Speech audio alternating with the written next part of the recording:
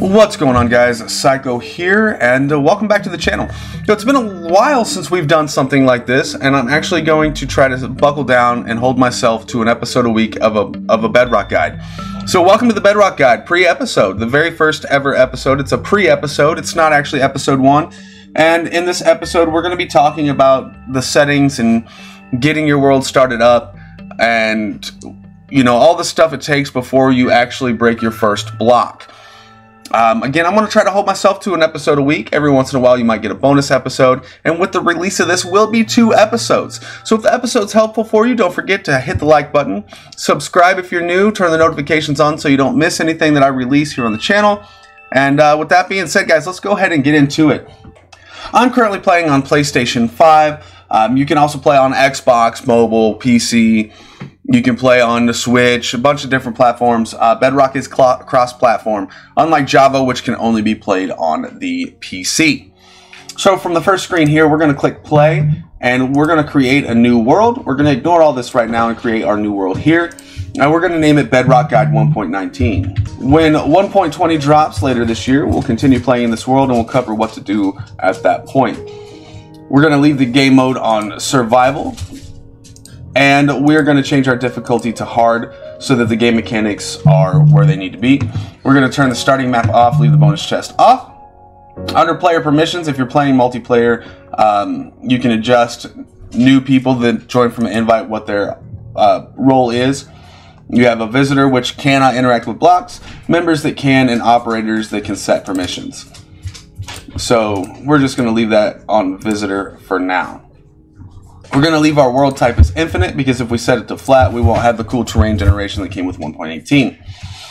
Here, if you have a seed, you can punch it in.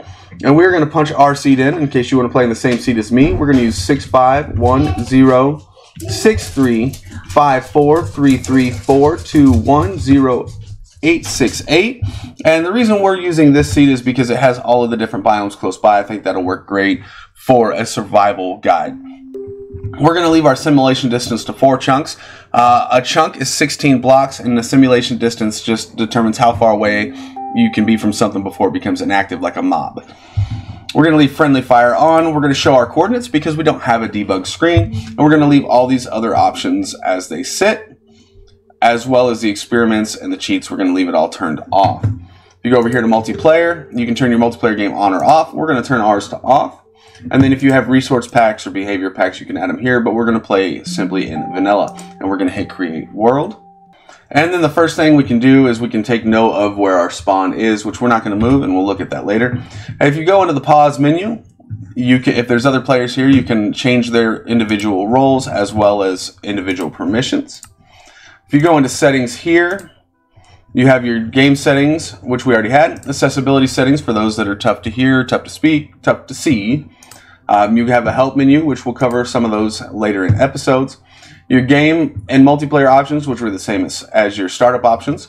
Keyboard and mouse. If you're playing on keyboard and mouse like I am, you can set your keybinds, sensitivity, and stuff like that. You can do the same on a controller under wireless controller. You have general settings here that you can change, account settings, different creator settings, your visual settings.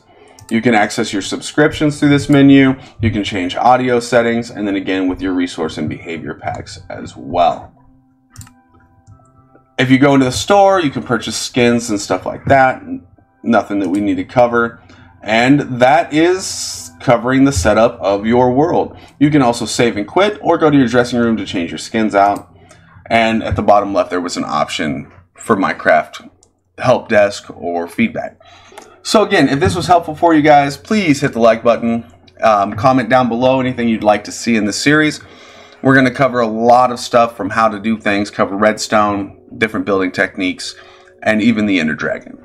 Don't forget, guys, the next episode will be in the end screen. Make sure you click on that and watch the actual first episode where we will cover what to do when you first load into your world.